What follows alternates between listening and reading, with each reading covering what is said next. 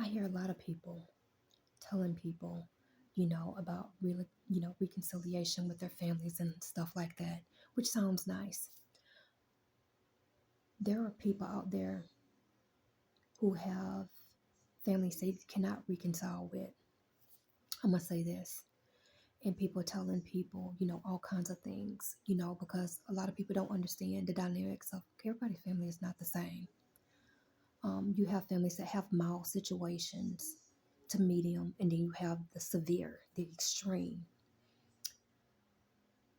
God is not going to bring you out of a situation, no matter what it is, and then say, go back to it. There's plenty of situations, even in the Bible, where God told people, just like Abraham, to separate yourself from your family, and it's for a reason. Now, a lot of people don't want to believe that. You can believe whatever you want to. The thing is, for years, there have been people in the church, no matter what, would tell you to stay in a situation. Or even with people, do you forgive people, including your family? Yeah, you do. You forgive them and you move on. But lately, I've been hearing a lot to where people would tell people, to kind of like reconcile and let people back in. A lot of times, God don't want to let people back in because those people will literally destroy you. The thing is, what people don't understand, when you pray for people, yes, you're supposed to pray for them, but God is not going to overrule someone else's free will. Meaning, if they don't want to change, they're not going to. So if a person don't change, they're not going to change. So by you allowing somebody back in your life who actually ruined it in the first place, and now you have this forgiving heart to where you letting them in and they keep on and keep on and keep on. Let me tell you something. You can let these people back in if you want to. They will ultimately destroy you. And people like, you just forgive them and do all this stuff. How many times have we seen this over the last 50, 80, 100 years?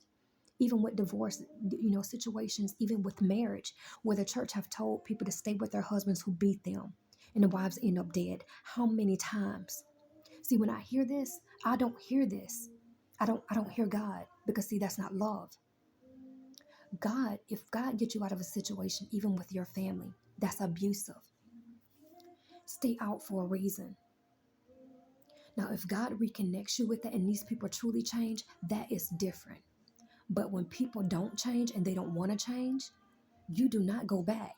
And I don't care who it is telling you to go back, because they bringing up scriptures and all this kind of stuff. Because a lot of times people will turn things the way how they want to. Do not listen to these people. People are dying. People are killing people out here. Stay away and let God tell you when it's okay to go back or talk to the family or whoever, spouse, whoever. Do not listen to these people, because you don't know who these people are, for one, and what their agenda is for telling you to go back and do this stuff. If God did not tell you to do this just because they're speaking and saying they're from God, listen, don't listen, because only you know how severe your situation is with your family. Let's just say your family was very, very abusive, mentally, physically, all this stuff. You mean tell me you that God wants you in that situation? No, he don't. You was with an abusive situation with your husband. He was beating you. He was cheating on you. He was doing all this stuff on you. But yet then go back. No. No. I don't care what people say. No. You out for a reason. And people are not playing now.